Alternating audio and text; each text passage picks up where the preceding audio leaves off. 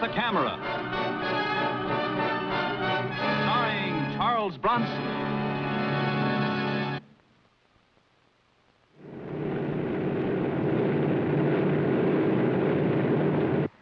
Edwards Air Force Base, where the United States Air Force tests its hottest aircraft, the jet-powered X-planes.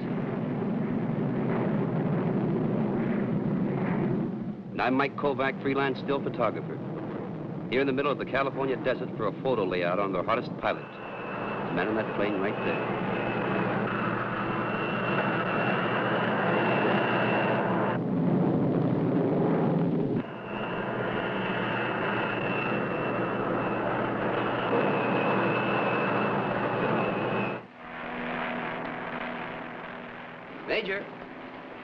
Major Dixon?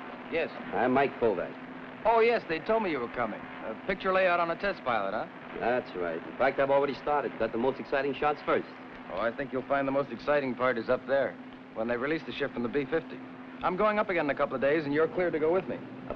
In the mother plane, that is. Oh, you had me worried for a minute. What can I do to help in the meantime? Nothing. Just let me tag along for the next couple of days. Sure. You know, frankly, I'm more interested in photographing the man than the equipment. You're a special sort of a guy, Major. The only thing special about me is my fiancée. You'll have to meet her. I'd like to. Maybe I can buy my way into one of your dinner dates, photograph the two of you together. You know, tomorrow or the next day. Fine. Have to be a late afternoon dinner, though. My day starts at 4 a.m.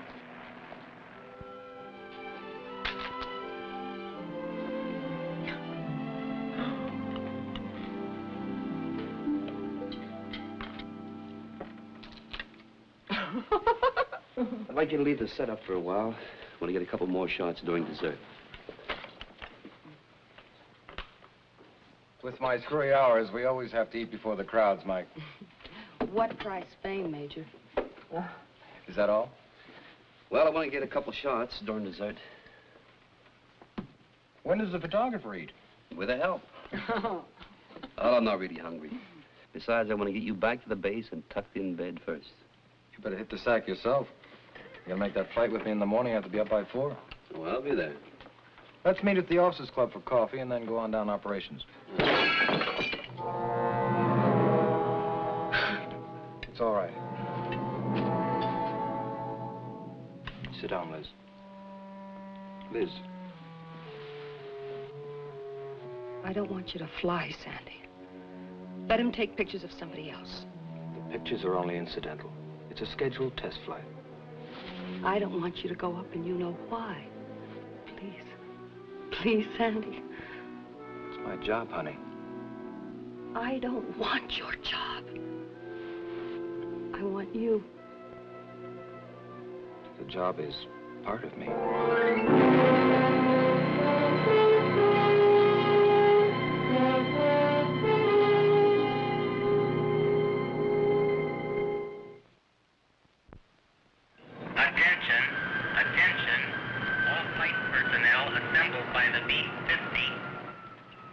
Well, you see, way up there's hardly any atmosphere. The aircraft doesn't handle in the ordinary sense. Thrust and direction come from the rockets. Today we're going to try a slightly different fuel composition. You going to try for a new altitude record? Well, that's not the purpose, but if it happens, it happens. This plane's already been in excess of 120,000 feet, but I still think it's got a little more in it. Well, what do you say, Mike?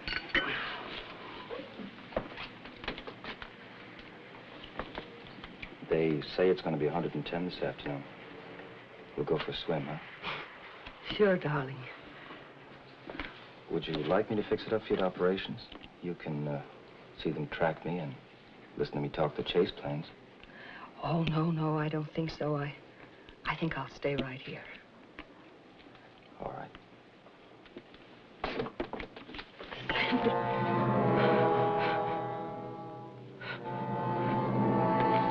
I'll see you later.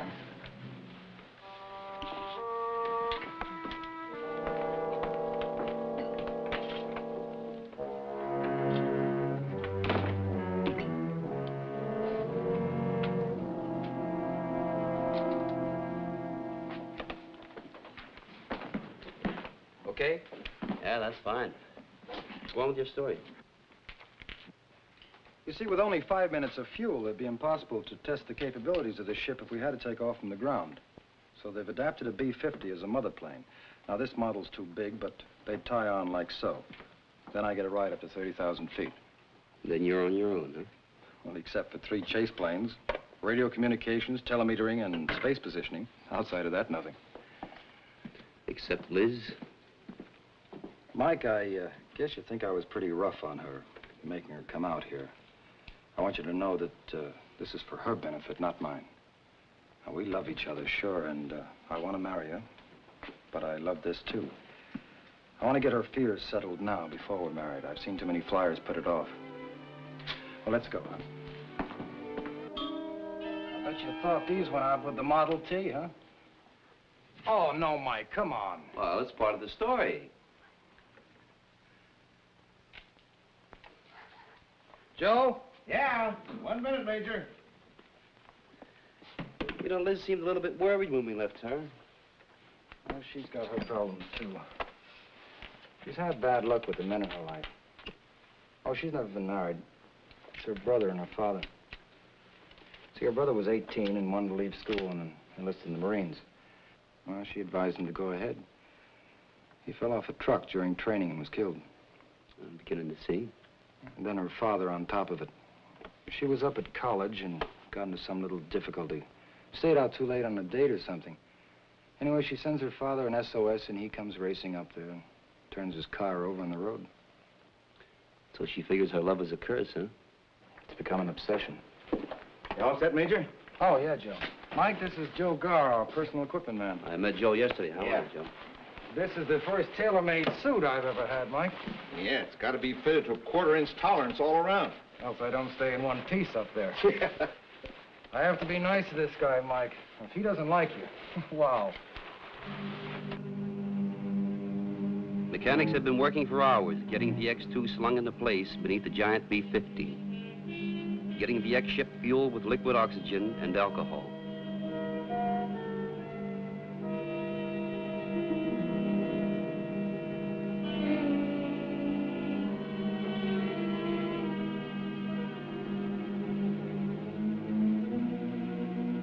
Major Dixon even had to prepare his lungs for this flight. It is called pre-breathing. For an hour, he had to put oxygen into his system to force nitrogen out.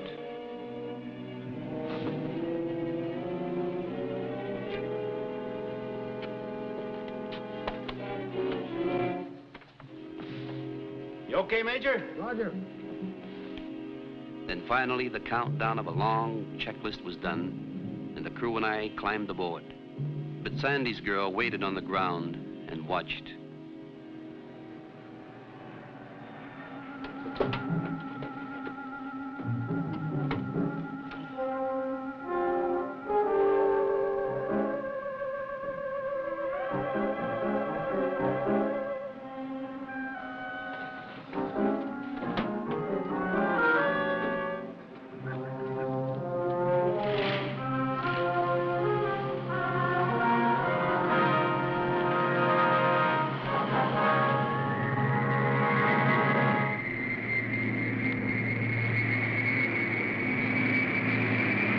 Southwest 7, clear for takeoff.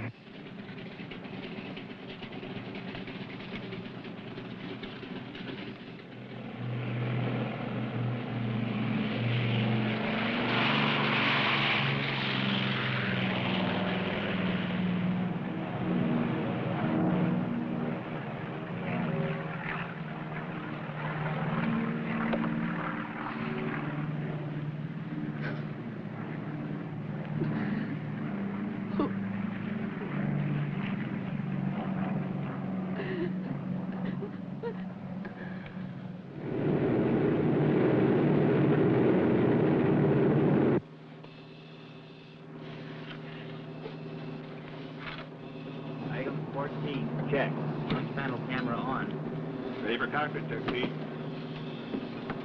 Okay, Dad. Oxygen pressure normal. System switch on. Pressure demand regulator on. Check. Emergency temperature off. Off. Check. At 30,000 feet, Sandy went to his X-ship, hanging in the converted Bombay. and got into the cramped pilot's compartment. Shooting my pictures from the Bombay door, I was just above Sandy and would be directly over his line of flight when he was released from the mother ship. They lowered the plastic canopy over Sandy.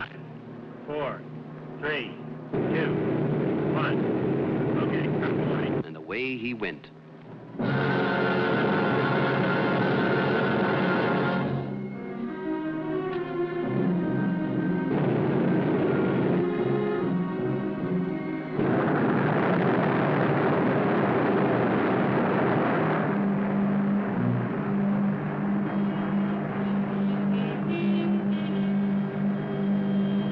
Trouble was brewing. I was too inexperienced to realize it, but the men in the plane and the trackers on the ground knew that something had gone wrong.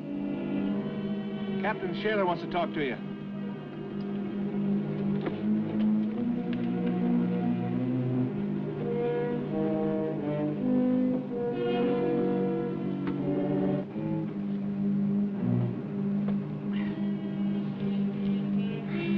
It looks like Sandy's down someplace.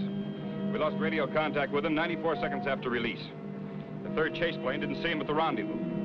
They're still trying to raise him. Both space positioning and telemeter lost him, too.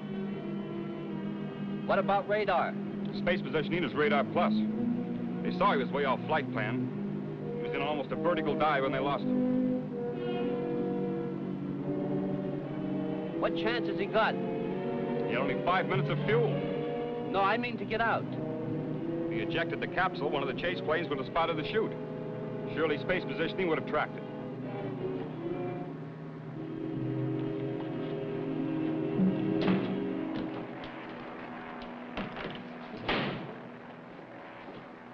We'll try air operations. Yeah, I'll wait. Yeah? Well, what about the choppers? All of them? Yeah. Well, let me know the minute you hear something. Good. Is there any word yet? They've got the whole rescue service out. He might have landed on a dry lake. How much chance is there of that? It's a chance. There's girls on the base, too. I know. Who tells her? The Air Force? Well, it's difficult. She's not next of kin, Mr. Kovac. Somebody's got to tell her. Me? You know her. All right. I guess she's still at the Officers Club. I'll get a staff car to have him take you over.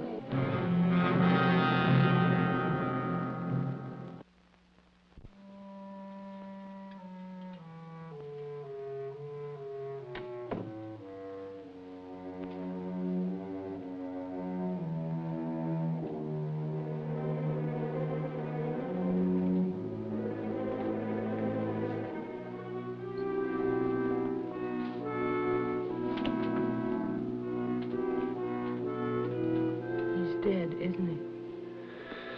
Liz, he's down someplace, lost. He's dead. You know, they have the rescue service out.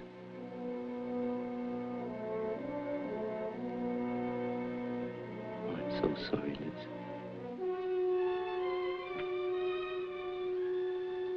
So am I.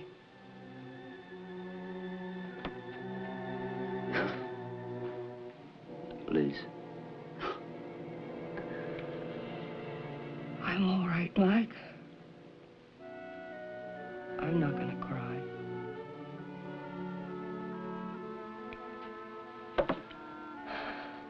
I cried last night, all night. And I cried after he went up. It's getting so I can do my crying in advance.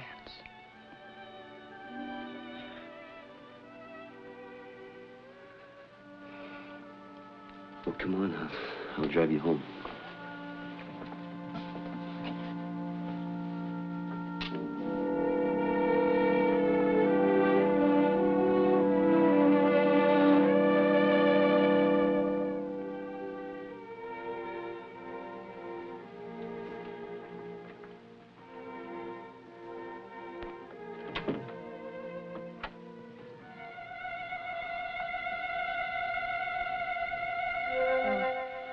Thank you very much, Mike. You've been very kind. I just can't leave you.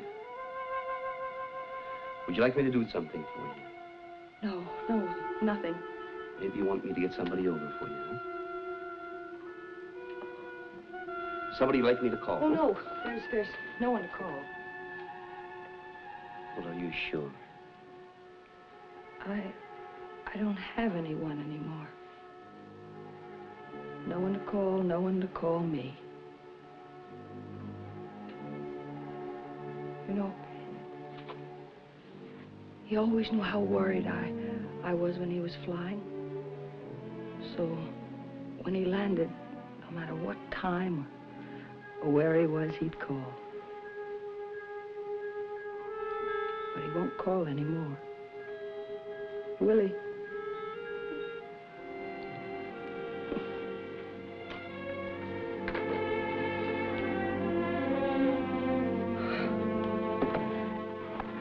Liz, Sandy told me about you and your family.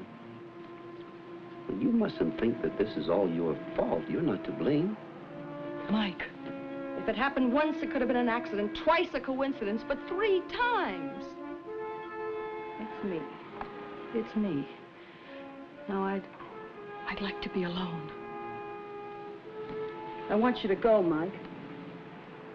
Well, I just can't leave you alone. All right. If you really think I need somebody, my neighbor is Mrs. Burns. She's down the hall, apartment 602.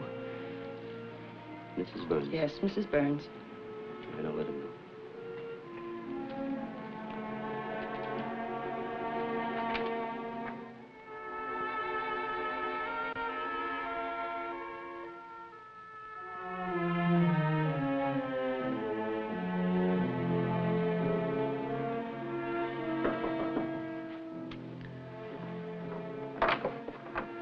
Mrs. Burns? Yes.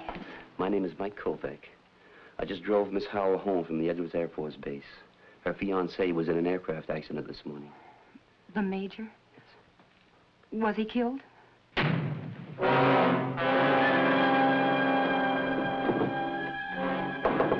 Liz?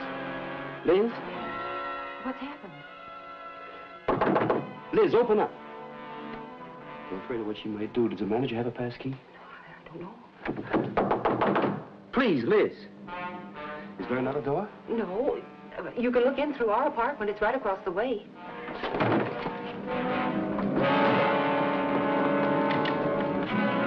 Liz. Unlock the door, Liz. Liz! Please, Liz, it's not your fault. You had nothing to do with it.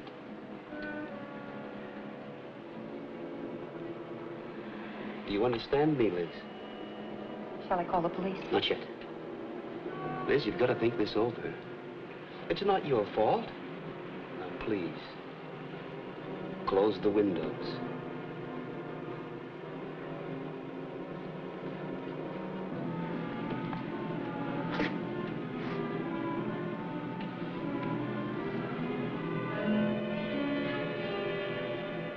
That's it.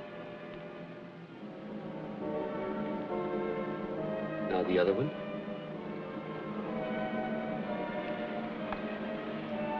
Close it.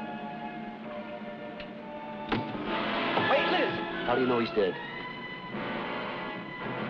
I know. I killed him. No, he's not, Liz. Believe me. Stay.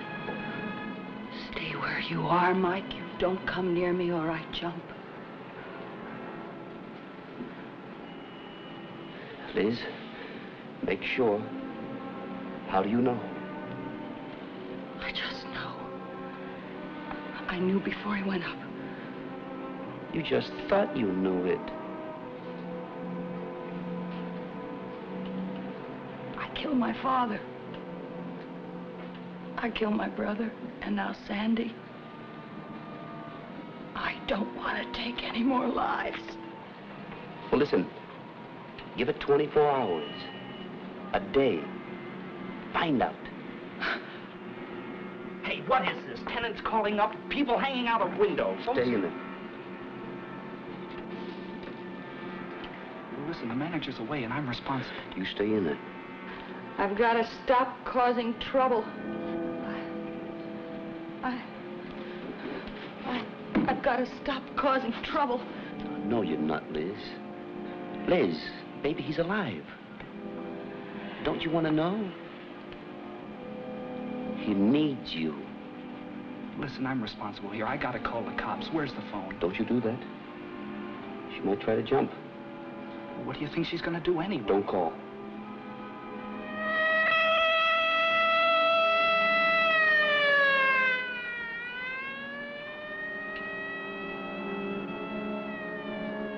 I guess somebody beat me to it. Listen, you go stand by her door. Don't let them break it down, you hear? We'll go. I just cause more and more trouble. Oh, no, Liz, there's just a fire someplace. No, there's no fire. It's me. It's me, and I don't want to cause any more trouble, Mike. Mrs. Burns? Where's your phone? In the bedroom. You know her number? Well, look it up. Or ask information. But call her and let the phone ring. Let it keep ringing.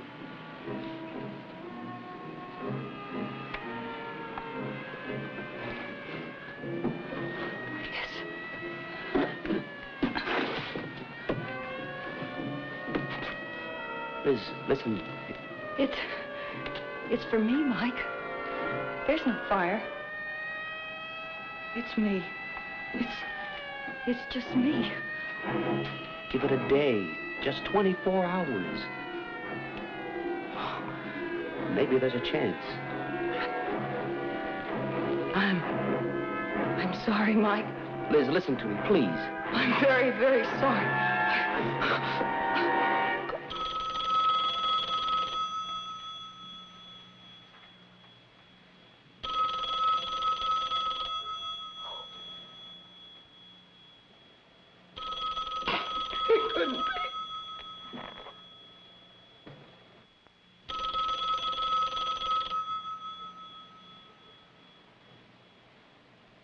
It couldn't be. It couldn't. Who else could it be? I know he's dead. Well, who would call? Nobody would call. You told me that. Oh. It's easy to find out.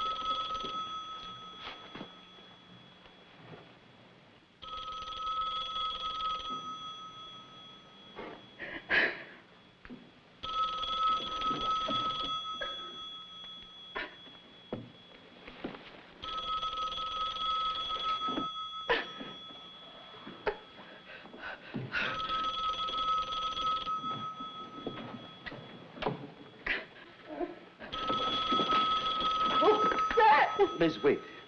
It's not Sandy. Give it to me. Please, please. Liz, are you there?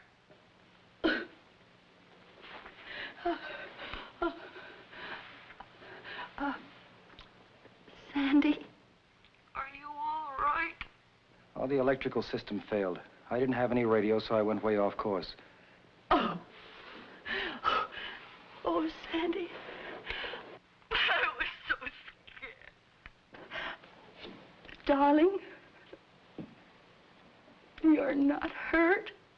No, I set it down on a dry lake and waited for the helicopters to find me. Honey, I hope you didn't have too rough a time. Well, I did, but... Sandy, I'm all right now. Nothing's ever gonna bother me again. It's all right now. I can't get this number. It's been busy since I tried. I really am. Just come home. Come home.